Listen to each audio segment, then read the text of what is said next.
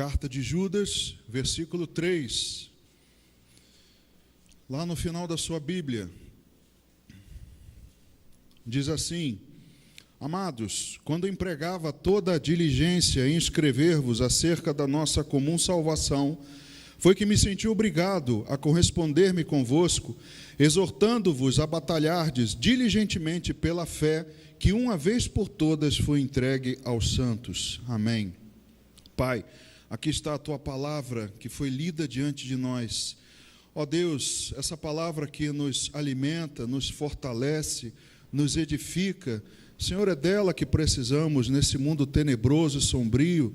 Ó Deus, precisamos dela para nos fortalecer, para enfrentarmos os desafios, para a nossa santificação, para a nossa fé. Ó Pai, a Tua palavra é tão proveitosa para nós, ó Deus, que ela é o único alimento importante para nós espiritualmente. Por isso pedimos ao Espírito Santo que Ele ministre nessa noite aos nossos corações. Ministra, meu Deus, aos meus irmãos a Tua palavra, porque não viemos aqui para ouvir doutrinas de homens. Ó Deus, me coloco também nas Tuas mãos, para que eu seja o Teu instrumento nessa noite, e que a Tua palavra possa ser pregada. Assim rogamos e Te agradecemos em nome de Jesus. Amém. Amém, irmãos, podem sentar.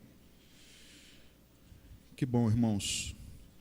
Essa carta que Judas escreve, Judas, que não é o Iscariotes, é sempre bom lembrar, o meio-irmão do Senhor Jesus, como ele diz aqui, irmão de Tiago, nos faz pensar que nós precisamos hoje de cuidar de certas coisas. Aliás, nós temos muitas coisas na nossa vida que precisam de cuidado e atenção. Principalmente nessa época de virada de ano, nós sempre pensamos, né, e assumimos compromissos, reconhecendo que no próximo ano precisamos cuidar mais da nossa saúde, não é? Precisamos cuidar mais no nosso trabalho, precisamos cuidar de muitas coisas, né, da nossa vida cotidiana, precisamos dar atenção também a muitas coisas, atenção à nossa família, ao nosso casamento, aos nossos relacionamentos, aos nossos filhos. Muita coisa precisa de cuidado e atenção de nossa parte. E enquanto Judas escrevia essa carta, você leu comigo que ele se sentiu obrigado, ele se sentiu levado, movido pelo Espírito Santo a escrever, a falar desse cuidado com a fé. Essa fé que ele menciona é o Evangelho, a palavra de Deus, a crença, porque no contexto da carta de Judas você vai ver que ele fala muito de falsos ensinamentos, né? De falsos mestres, homens, ele qualifica, diz como são esses homens, né? Rochas submersas, aquelas frases tão conhecidas que ele fala a respeito desse tipo de gente, e ele fala isso justamente em defesa da fé. Então ele coloca para nós e para a igreja naquela época esse cuidado que as pessoas devem ter com a fé. Ele usa um termo que traduzido para nós foi diligentemente. Essa palavra diligente, irmãos, se você for ver a origem dela, diligência, né, você deve ter lembrado daqueles filmes de faroeste, a palavra diligência vem de cuidado, de trato, porque o transporte naquela época não era tão ruim que as diligências elas tinham um horário certinho, elas tinham conforto, elas tinham segurança. Então começou a se usar essa palavra para diligência, então trazendo esse sentido de cuidado, de ter uma atenção. E quando Judas escreve isso, ele diz que nós devemos ter esse cuidado com a fé, o Evangelho. E como nós temos cuidado dela? É essa a pergunta que nós temos que fazer. Será que nós temos cuidado do Evangelho? Será que nós temos participado dessa batalha? Porque ele diz que foi instado a exortar os irmãos a batalharem diligentemente pela fé. E aí você pode pensar assim, mas que batalha, pastor? Eu não estou em batalha nenhuma, não. Você está, irmão, você faz parte do exército de Cristo. A partir do momento que você se rendeu e se entregou a Ele, você está também, você é um soldado de Cristo, e você também faz parte dessa batalha, quer queira, quer não. E o soldado, ele não pode se negar a ir à batalha, né, e enfrentar o inimigo. Mas, quando lemos a Epístola de Judas, meditamos, será que nós temos cuidado do Evangelho? Será que nós temos cuidado da fé? Porque é um dos compromissos que precisamos assumir. Nessa época, quando você pensa desses seus compromissos, que você precisa ter cuidado e atenção, você dificilmente vai pensar no próximo ano em cuidar do Evangelho. Você vai pensar na sua saúde, no seu emprego, eu preciso de um emprego melhor, eu preciso disso, preciso daquilo, preciso emagrecer, né? Eu pensei hoje assim, poxa, o meu histórico de peso está igual à vereda do justo, vai brilhando mais e mais. Falei, meu Deus, eu sempre no final do ano, pensei, no ano que vem eu vou emagrecer, mas toda vez que eu subo na balança lá no meu exame periódico, vai aquela linha ascendente, né? Mas nós nunca pensamos em cuidar do Evangelho. Nunca assumimos esse compromisso para o ano seguinte batalhar diligentemente pela fé. Isso não passa pela nossa cabeça. E a carta de Judas fala em lutar intensivamente. Esse é o significado de diligentemente que Judas quis dar. Batalhar de maneira intensa. E aí, irmãos, como nós estamos nessa época, nós precisamos meditar se de fato fazemos isso e se queremos fazer, se queremos assumir esse compromisso em lutar pela fé, pelo Evangelho. E quando olhamos para a palavra de Deus, talvez você possa pensar, mas o que eu preciso fazer para batalhar diligentemente pela fé, o que é necessário fazer? Irmãos, nós vamos ver aqui alguns exemplos na Bíblia, e você vai perceber que entre um e outro, nós não vamos ver muito, vamos ver 3, mas entre um e outro, você vai perceber que esse tinha, aquele outro também tinha características, comportamentos, que nós, embora não tenhamos as mesmas personalidades deles, nós podemos desenvolver esses comportamentos. São decisões que nós tomamos e Deus graciosamente nos dá. Talvez na posição, no ministério em que você vai atuar, você vai desenvolver mais um do que outro, mas uma coisa é certa, como Judas nos diz, você tem que tomar uma posição, você tem que tomar uma decisão de que eu vou, a partir do ano que vem, me empenhar e batalhar diligentemente, de maneira intensa, pelo Evangelho, porque os dias estão se avançando, a volta de Jesus é cada vez mais iminente, e nós precisamos nos posicionar. Se de fato queremos levar uma vida digna de Cristo, nós precisamos nos posicionar. E aprendemos com esses homens e mulheres na Bíblia que se lançaram nessa defesa. Nós vamos aprender com as suas características de alguns deles, e você vai, com certeza, pensar em muitos outros. Mas é para isso mesmo, para que você medite ao longo da ministração e pense assim, isso eu não faço, isso eu sei que tenho que fazer e vou tomar essa decisão, esse compromisso de desenvolver, de praticar isso. Então, vamos ver, irmãos, na palavra de Deus, alguns exemplos de homens e mulheres. Eu separei uma mulher e 2 homens, todos eles bastante conhecidos dos irmãos, mas que a gente vai meditar sobre os seus comportamentos e nós vamos nos confrontar. O primeiro deles é Esther, essa mulher que foi declarada rainha, pois encontrou o favor diante do rei e de todos pela mão de Deus. Você talvez conheça um pouco da história de Esther. Ela vivia, né, no reino de Assuero, um rei persa, e ele uma semana, estava se banqueteando com vários convidados, e a festa durava dias. E lá pelos tantos dias, né, Assuero já devia estar com a caveira cheia de vinho, e resolveu chamar a sua esposa para que ela aparecesse aos seus convidados e trouxesse a coroa, porque ela era muito bonita, e ela se negou a aparecer ali diante de todos os seus convidados. E aí o rei ficou indignado, desgostoso, fez um desgosto comigo.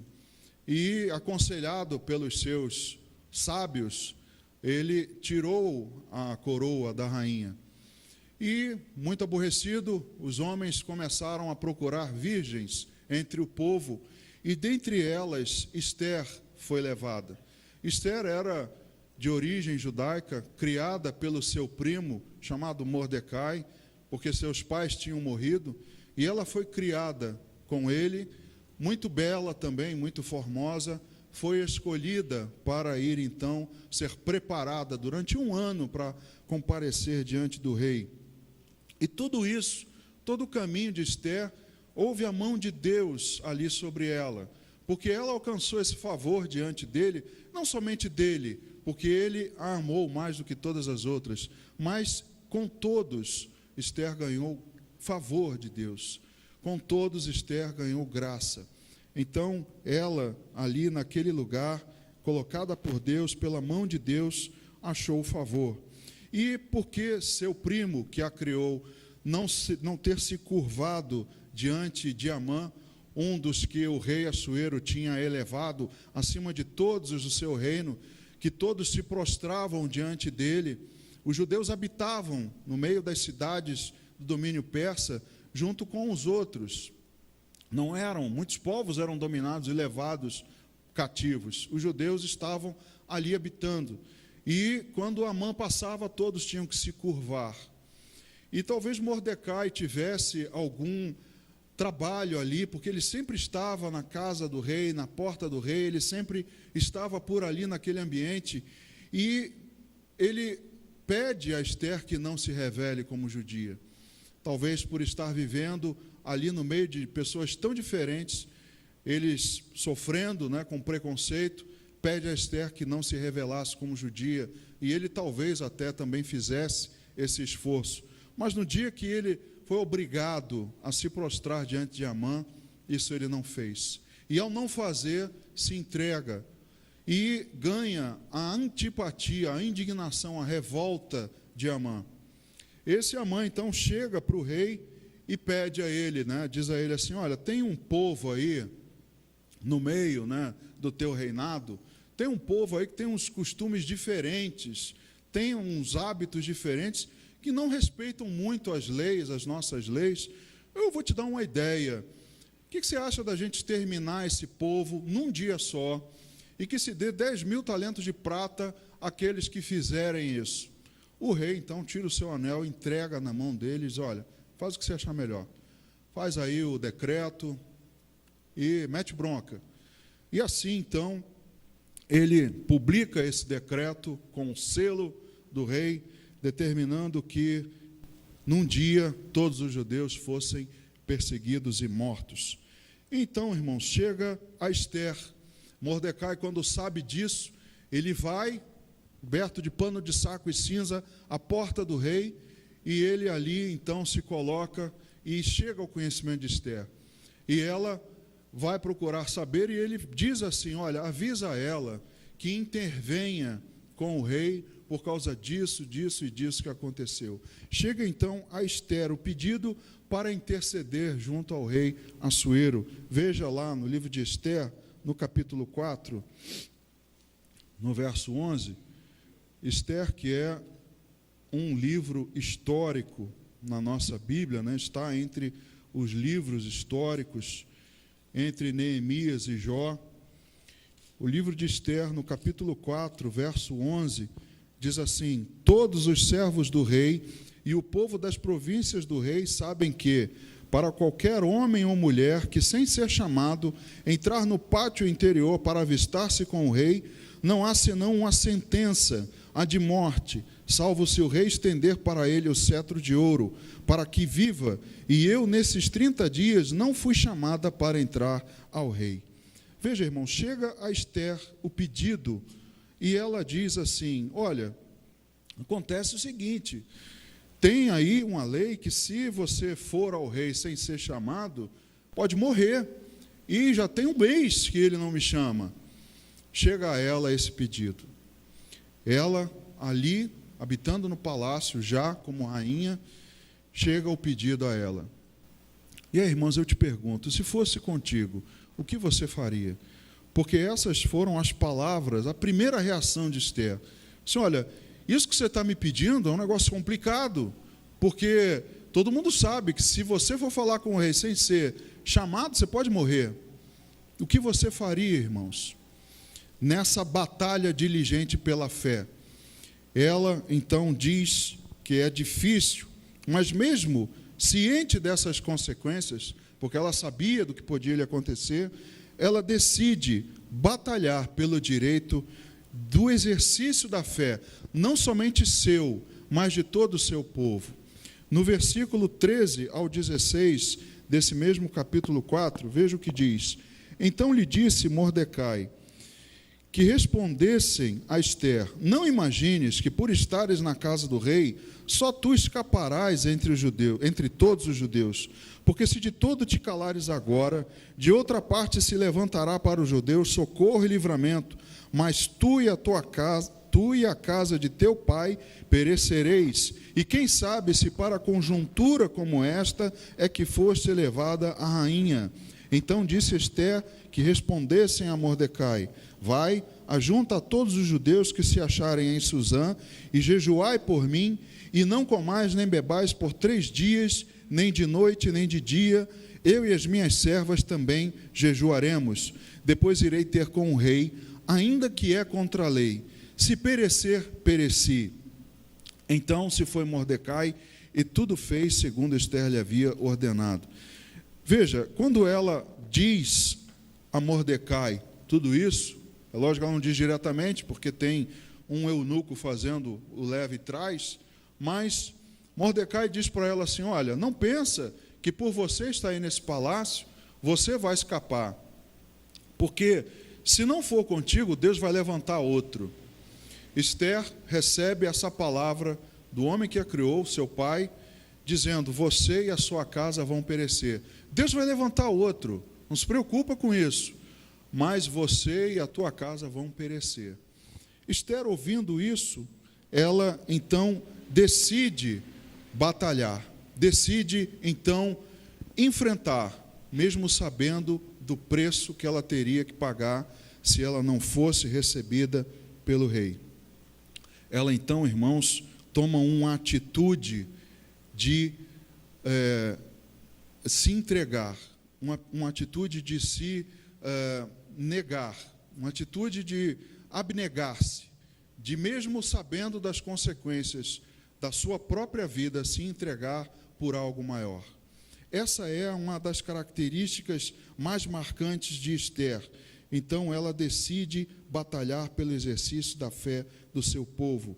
E mais uma vez eu te pergunto, o que você faria se você tivesse, não na mesma situação de ter que dar a sua própria vida, ou talvez até isso, mas você batalharia, você pensaria: eu vou fazer algo por uma coisa muito maior do que as minhas convicções, do que aquilo que eu posso perder, porque assim Esther fez.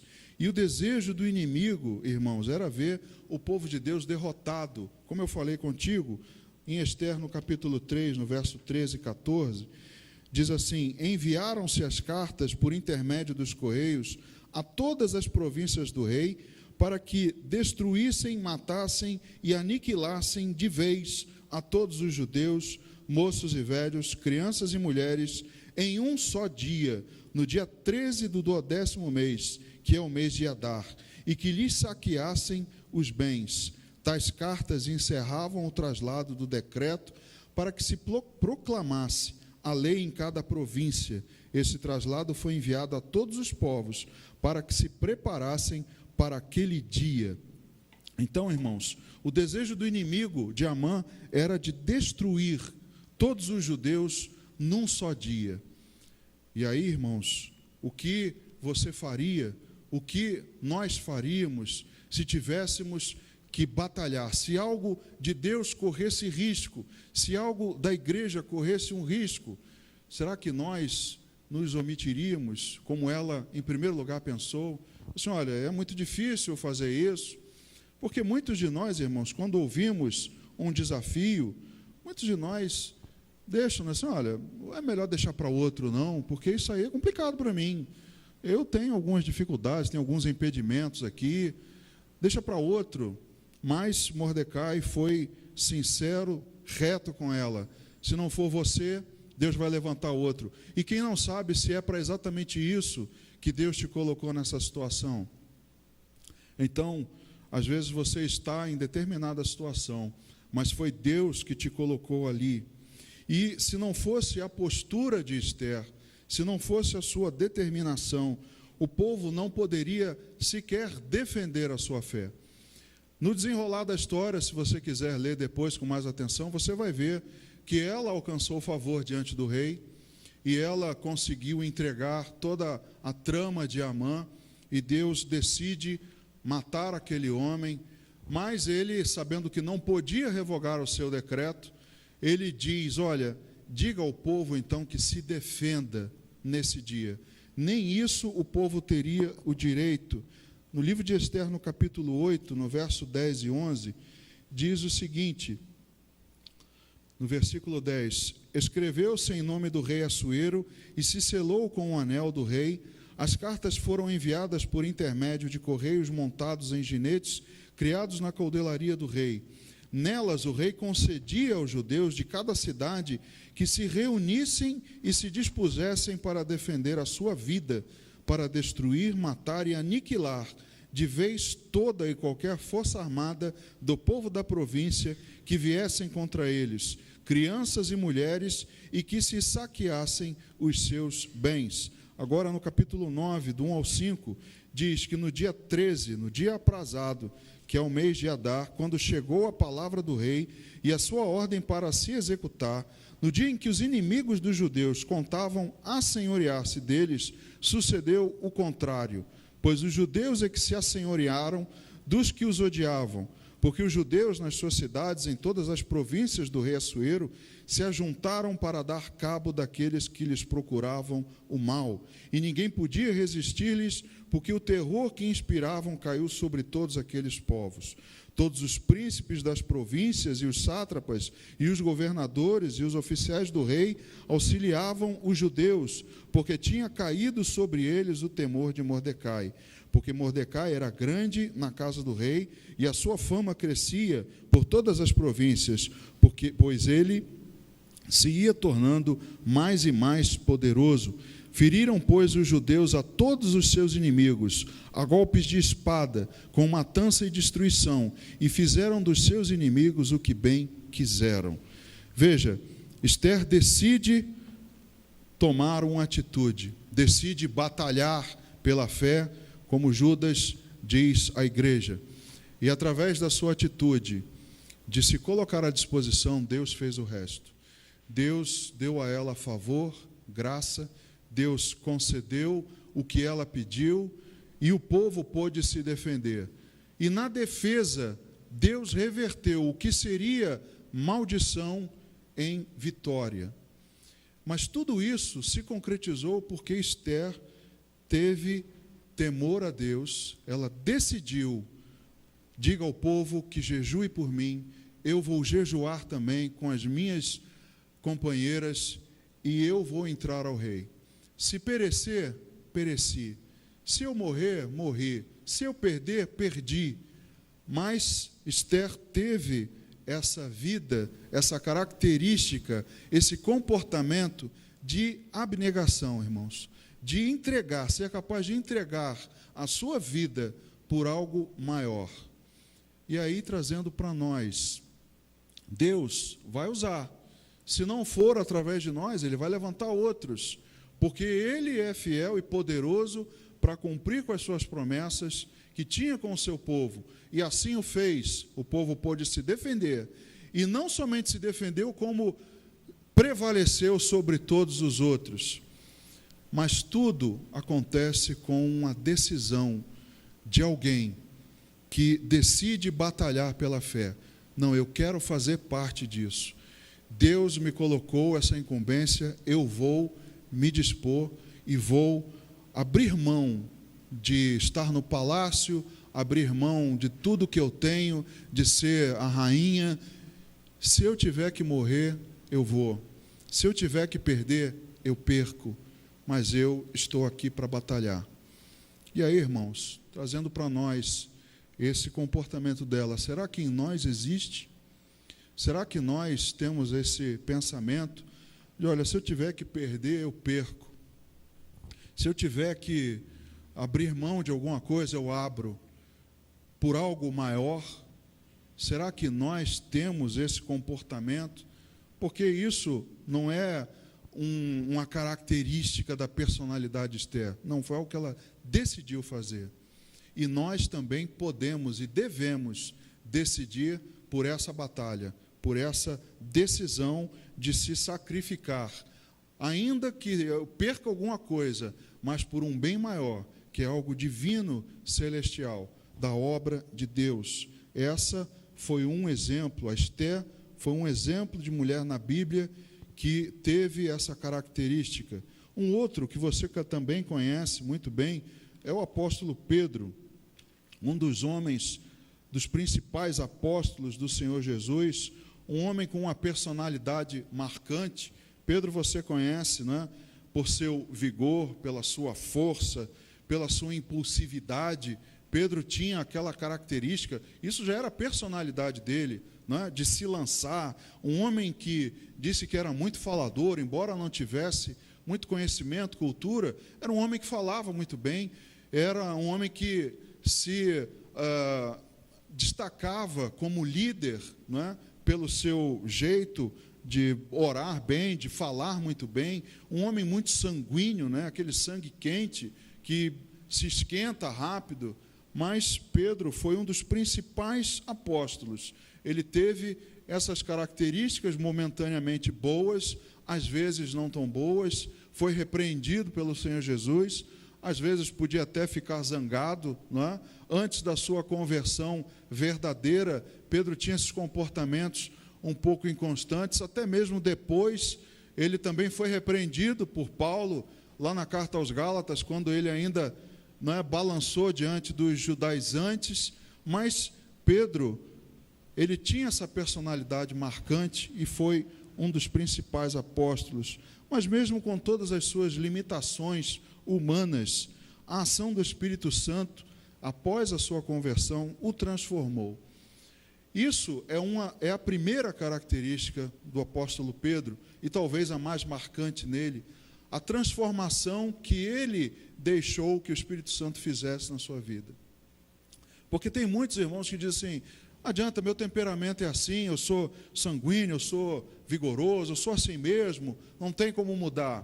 O apóstolo Pedro era assim, mas o Espírito Santo, após a sua conversão, transformou ele completamente. Então, Pedro foi alguém que batalhou pela fé, alguém que também se dispôs, ele soube se posicionar. Muitos cristãos não sabem se posicionar. Irmãos, nós estamos numa época em que, se você não souber assumir o seu lugar na igreja e na sociedade, você vai ser uma árvore infrutífera. Pedro soube se posicionar como líder da igreja. Se você for ver a história de Pedro, lá no cenáculo, após a ascensão de Jesus, havia 120 pessoas reunidas. Quem se levanta para falar, dizendo que, olha, a gente tem que arrumar um substituto aí, porque Judas morreu e tal. Pedro se levanta e toma essa atitude. Então ele tinha essa característica de saber se posicionar como líder na igreja e também como servo de Deus diante dos homens. Pedro, na sua caminhada, ele soube, em todas as vezes que ele foi questionado diante dos homens a respeito da sua fé, ele soube se colocar, ele soube ter firmeza. Então, irmãos, essas são características que nós também precisamos ter, porque o Espírito Santo nos transforma, o Espírito Santo nos muda, e se você não deixar que ele faça isso, você vai permanecer a mesma pessoa. Ele foi um homem de muita ousadia na fé. Veja o que diz Atos dos Apóstolos, capítulo 4, do verso 8 ao 13. Todas passagens conhecidas pelos irmãos. Atos 4, verso 8 diz: Então Pedro, cheio do Espírito Santo, lhe disse: autoridades do povo e anciãos, visto que hoje somos interrogados a propósito do benefício feito a um homem enfermo e do modo por que foi curado, tomai conhecimento, vós todos e todo o povo de Israel, de que em nome de Jesus Cristo, o Nazareno, a quem vós crucificastes e a quem Deus ressuscitou dentre os mortos, sim, em seu nome é que este está curado perante vós. Este Jesus é pedra rejeitada por vós, os construtores, a qual se tornou a pedra angular. E não há salvação em nenhum outro, porque abaixo do céu não existe nenhum outro nome dado entre os homens, pelo qual importa que sejamos salvos. Ao verem a intrepidez de Pedro e João, sabendo que eram homens iletrados e incultos, admiraram-se e reconheceram que haviam eles estado com Jesus. O apóstolo Pedro foi um homem de muita ousadia na fé. Ele, assim que acontece a descida do Espírito Santo em Pentecostes, ele levanta e prega para todos aqueles que estavam lá. O apóstolo Pedro foi o homem que teve o privilégio de testemunhar a descida do Espírito Santo sobre os gentios. O apóstolo Pedro foi um homem muito usado por Deus, porque tinha ousadia na fé. E aí, irmãos, nós precisamos também olhar para nós. Porque será que eu permito que o Espírito Santo me transforme? Será que eu sou a mesma coisa que eu era há 10 anos atrás? Será que eu não estou sabendo me posicionar? Porque como vou batalhar pela fé, pelo Evangelho, se eu não souber me posicionar? Irmãos, nós abrimos o culto aqui essa noite, o pastor Paulo estava orando, eu contei, nós tínhamos 25 pessoas, contando com o pessoal do Genezaré, ele, todo mundo aqui, eu, todo mundo, 25 pessoas. E aí você pensa, quando Judas escreve, olha, você tem que assumir um compromisso de batalhar diligentemente pela fé. Como, irmãos? Como pode isso? Será que cabe na cabeça dos irmãos que isso é batalhar diligentemente pela fé, pelo Evangelho? Não, eu creio que não. Eu acho que nós precisamos, como Pedro, nos posicionar, tomar uma decisão. No próximo ano, eu quero mais de Deus. Quantos, irmãos, na virada do ano, desejam isso? Quantos pensam nisso, no aspecto espiritual? Irmãos, eu posso jurar que se conta numa mão. A maioria pensa em outra coisa, mas no aspecto espiritual, nada, não passa pela cabeça de ninguém. Então, nós precisamos, primeiro, ver se o Espírito Santo nos transforma. Nós precisamos ver se somos ousados na fé, se somos tímidos. Não foi o que Jesus disse? Ô homens de pouca fé, por que vocês são tímidos assim? Vocês não sabem que se vocês tivessem fé do tamanho de um grão de mostarda, vocês fariam coisas tremendas. Mas, se não tivermos ousadia na fé, nós não teremos condições de batalhar. Pedro foi um homem íntegro. Ele não se deixou vender, ele soube defender o Evangelho, a fé dos que desejavam comercializar o dom de Deus. Atos capítulo 8, do verso 14 ao 23, essas são algumas de Pedro. Outras você pode também pensar depois, não é? Mas essas são algumas que eu ressalto. Então, Atos 8, do 14 ao 23, veja o que diz. Ouvindo os apóstolos que estavam em Jerusalém, que Samaria recebera a palavra de Deus, enviaram-lhe Pedro e João, os quais, descendo para lá, oraram por eles para que recebessem o Espírito Santo, porquanto não havia ainda descido sobre nenhum deles, mas somente haviam sido batizados em o nome do Senhor Jesus. Então lhes impunham as mãos e recebiam estes o Espírito Santo. Vendo, porém, Simão que pelo fato de imporem os apóstolos as mãos era concedido o Espírito Santo, ofereceu-lhes dinheiro, propondo: concedei-me também a mim este poder, para que aquele sobre quem eu impuser as mãos receba o Espírito Santo. Pedro, porém, lhe respondeu: o teu dinheiro seja contigo para a perdição, pois julgaste adquirir por meio dele o dom de Deus.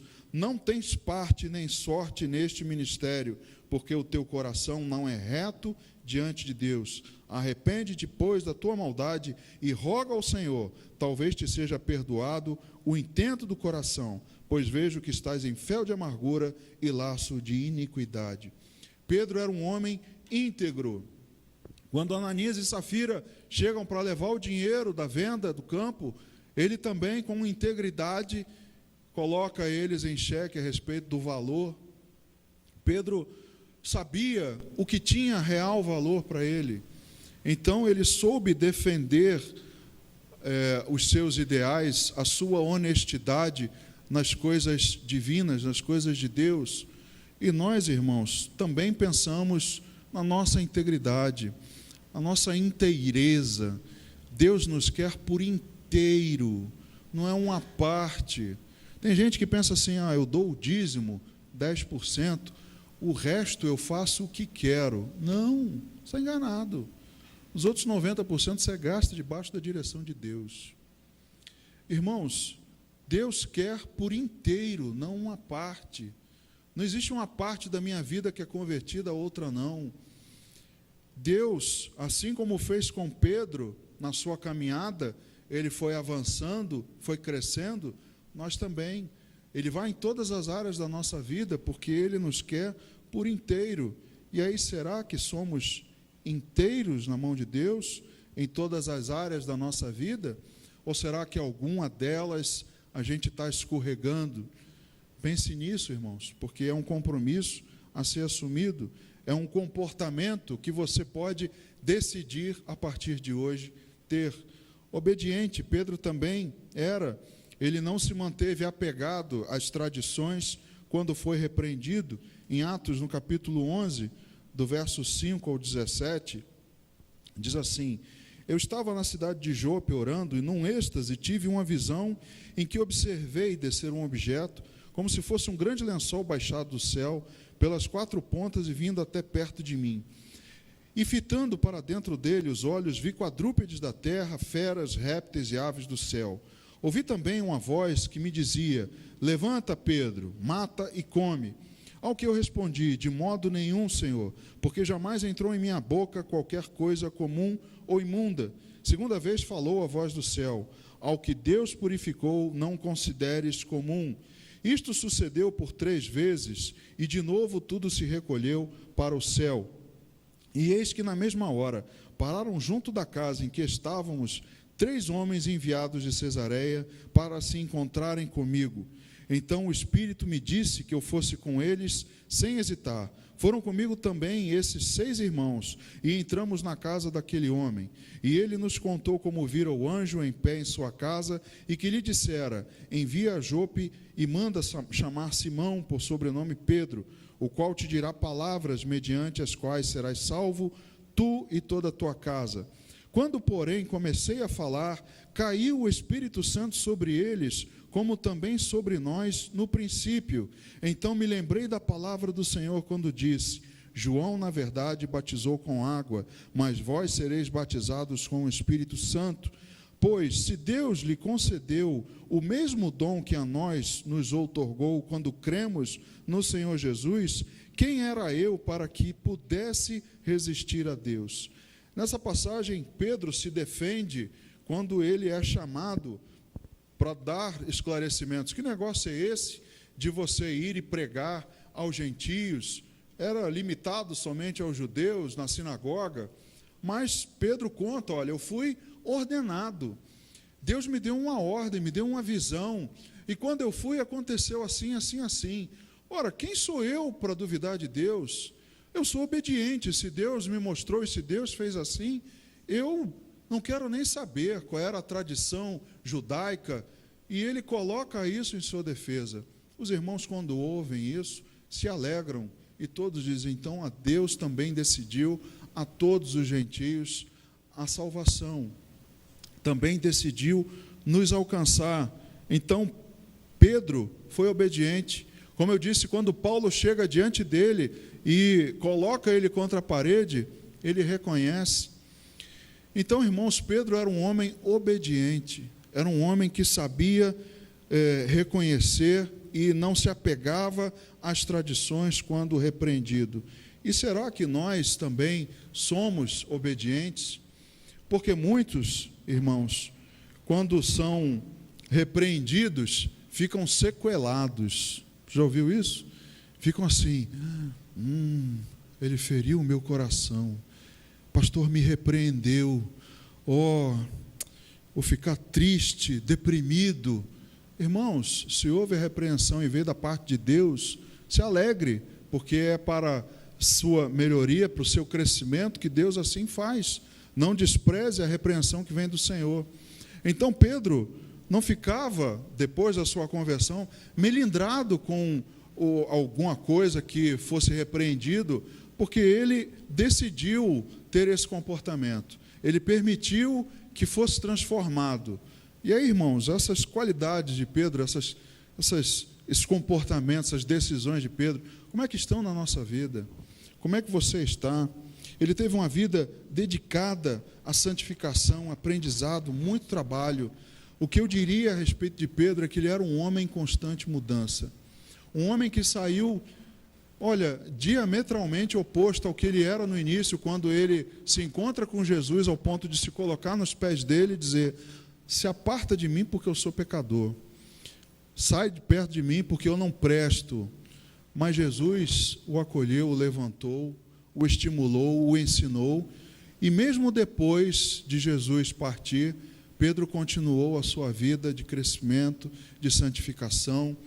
Diz a história que Pedro foi crucificado em Roma também, mas de cabeça para baixo, a pedido dele. Então, um homem que no início tinha características diferentes, depois, pela sua transformação do Espírito Santo, Pedro mostra-se uma outra pessoa, líder da igreja, um dos homens que mais trabalharam para o Evangelho, batalhou diligentemente pela fé que Judas se refere. Então, nós, irmãos, precisamos tomar essa decisão.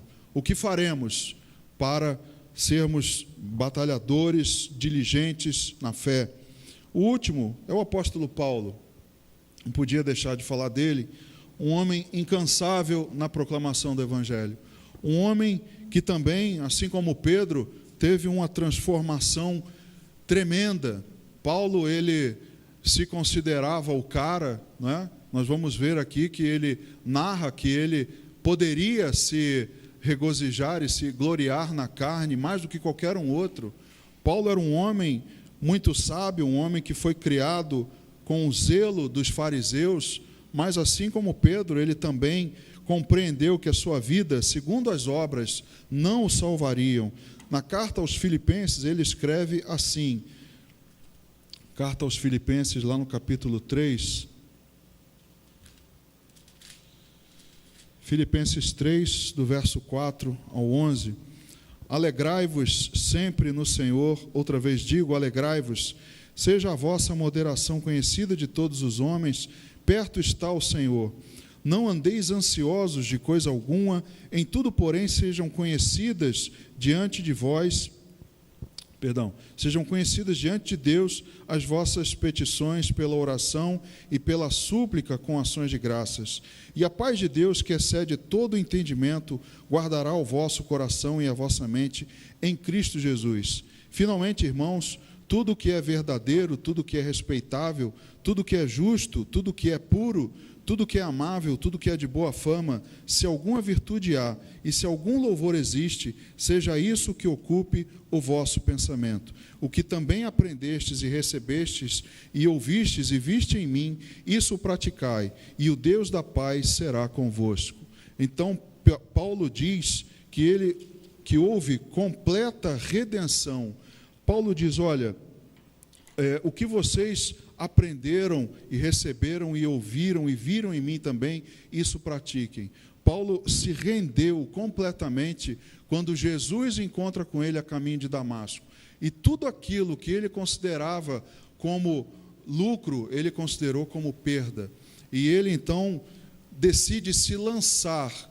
um homem que perseguia e assolava a igreja, se rende a tal ponto de começar a pregar a Cristo, dizendo que ele era o Filho de Deus. Um homem também que teve uma total transformação e que tinha um zelo extremo. Já preguei uma vez aqui sobre o zelo que Paulo fala, e era semelhante ao fervilhar, ao borbulhar. Paulo tinha um zelo extremo por tudo que fazia, tanto na sua vida como fariseu, como também na sua vida como cristão. E essa foi uma das suas características mais marcantes. Na segunda carta aos Coríntios, no capítulo 11, do verso 1 ao 3, diz assim: quisera eu me suportasseis um pouco mais na minha loucura, suportai-me, pois, porque zelo por vós com zelo de Deus, visto que vos tenho preparado para vos apresentar como virgem pura a um só esposo, que é Cristo. Mas receio que, assim como a serpente enganou a Eva com a sua astúcia, assim também seja corrompida a vossa mente e se aparte da simplicidade e pureza devidas a Cristo. Paulo foi um homem zeloso em todas as coisas, a ponto de se oferecer aos fariseus para ir em viagem, procurando todos os que estivessem no caminho de Cristo. Consentiu com a morte de Estevão, um homem que perseguia e assolava a igreja, se rendeu completamente. Irmãos, características de Paulo que ele decidiu: rendição. Ele decidiu se render, abrir mão de tudo que ele considerava que ele podia se gloriar. Ele abriu mão e se rendeu a Cristo. Zelo extremo. Será que nós somos também zelosos, irmãos? Nós temos que pensar na nossa vida cristã, no nosso comportamento, naquilo que nós pretendemos fazer para Deus. Muitas vezes eu percebo em que não há zelo, em que não há o devido comportamento, a devida postura para as coisas que são de Deus. Paulo tinha um zelo extremo. Será que nós temos sido zelosos com as coisas que são de Deus? Será que nós estamos realmente rendidos diante de Deus? Paulo foi um homem que se afadigou. Outra característica dele, uma decisão: ele decidiu se cansar, ele decidiu se entregar, lutou, foi torturado e ferido de várias maneiras. Tudo isso por amor a Cristo. Um homem também, então, que se afadigou. Irmãos, conseguir trabalhadores é difícil. Muitos são chamados e poucos escolhidos, e os escolhidos estão cansados. Você acredita nisso? Você chama uma pessoa para trabalhar e o cansaço bate. Cansado hoje, não vou não. Põe alguém no meu lugar, coloca lá alguém, cumpre a minha escala lá, que eu estou cansado. Paulo se afadigou. Ele abriu igrejas, viagens missionárias, tudo isso por amor a Cristo. Irmãos, são comportamentos que foram de homens e mulheres que não tinham nada diferente de nós. Todos eles exatamente iguais. Todos eles com muito mais limitações, se você parar para pensar direitinho, muito mais limitações do que nós. Nós hoje temos tantas facilidades e tantos benefícios, tantas tecnologias, temos tantas coisas ao nosso favor, e ainda assim não conseguimos ser produtivos como eles eram. Não conseguimos ter esse comportamento, porque se nós queremos então ouvir o que Judas nos disse no início, quando eu estava escrevendo a vocês, é que eu fui exortado a comunicar a vocês, a falar para vocês, que vocês batalhem, se esforcem com, como eu disse no início, diligentemente, intensivamente, que vocês lutem de maneira intensa pela fé, pelo Evangelho. Será que nós estamos chegando muito aquém do que esses homens e mulheres foram? Será que nós estamos chegando ali no dedão do pé de um deles? Porque foram homens e mulheres como nós. Mas tudo isso, todas essas coisas que nós vimos aqui são decisões, são comportamentos que todos nós podemos adquirir. Basta ter a decisão. Agora, decidir, eu decido que a partir desse ano eu vou batalhar pela fé, eu vou batalhar, eu vou me esforçar, eu vou procurar ser uma pessoa abnegada, eu vou ser obediente, eu vou ser zeloso, eu vou ser íntegro, eu vou, pelo menos, essas características. Irmãos, dependendo da sua posição, talvez você tenha mais uma do que outra, mas você pode desenvolver esses comportamentos. E muitos outros mais, que você pode estar lembrando de outros exemplos na palavra de Deus, que também se afadigaram e batalharam pela fé. Que você possa pensar nisso, e que nessa virada de ano você, quando fizer lá os seus pedidos, né, os seus desejos, não pense somente no seu umbigo.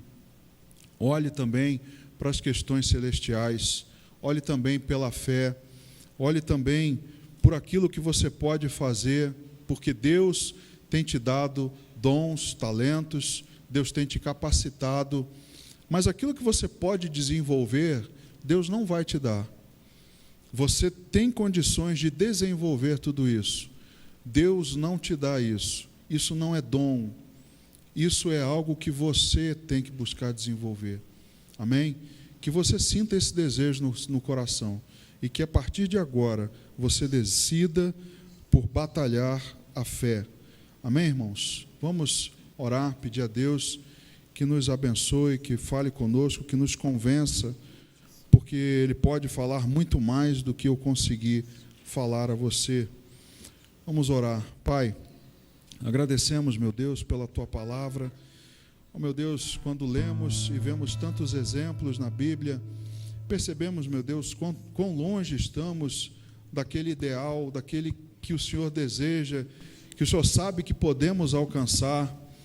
Oh, meu Deus, quanta tristeza deve passar no seu coração ao ver, meu Deus, a nossa indolência, a nossa letargia, a nossa lentidão, preguiça para as coisas que são celestiais. Meu Deus, muitos de nós temos diligência pelas coisas humanas. Olhamos, meu Deus, para o nosso umbigo, para o nosso conforto, para o nosso prazer, e nos esforçamos, meu Deus. Muitos de nós, nesse momento, estão se afadigando por outras coisas e poderiam estar aqui ouvindo a Tua palavra. Poderíamos, Deus, estar batalhando pela fé, pelo Evangelho. Onde estivermos, meu Deus, no nosso trabalho, até mesmo aqui na igreja, nas ruas, na vizinhança, poderíamos, ó Deus, estar nos esforçando mais.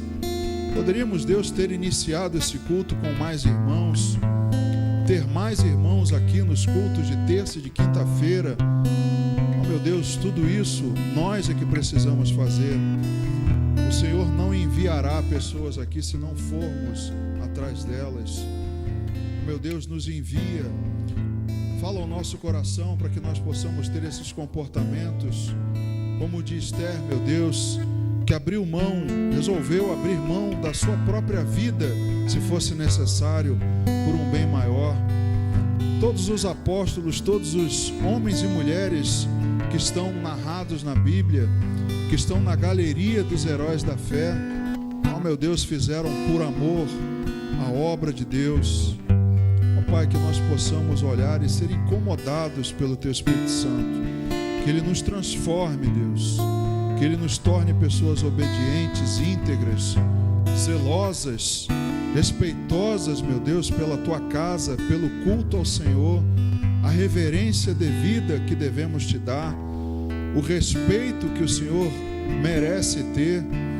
Ó meu Deus, que nós, no próximo ano, pensemos um pouco nas nossas vidas espirituais, não somente, ó Deus, nas materiais. Ó Pai, Te pedimos que nessa noite o Teu Espírito Santo possa falar ao coração da Tua igreja.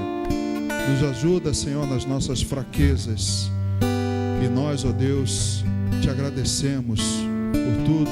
Recebe o nosso culto essa noite, Pai, em nome de Jesus. Amém. Vamos louvar, irmãos.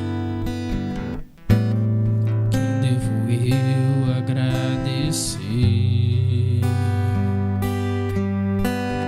por tudo que sou e de ser.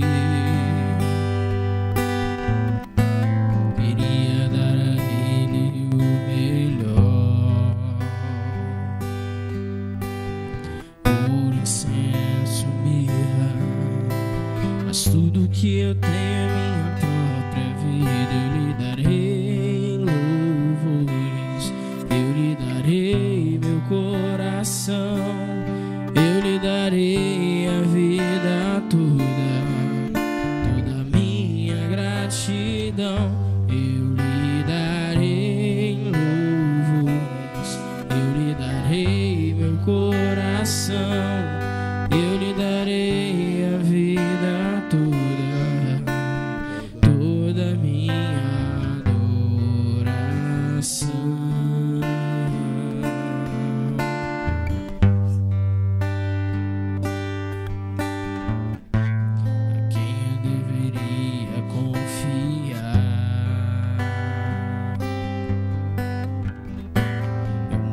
De agir, de pensar,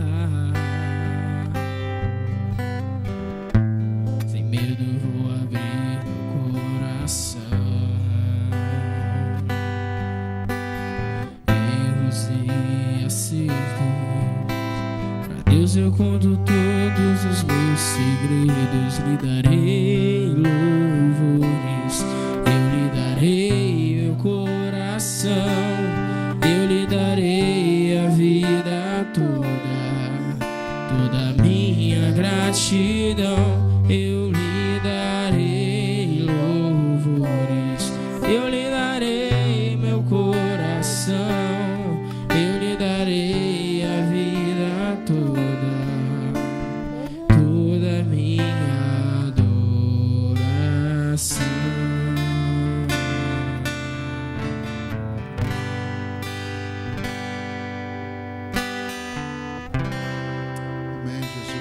Louvado seja teu nome.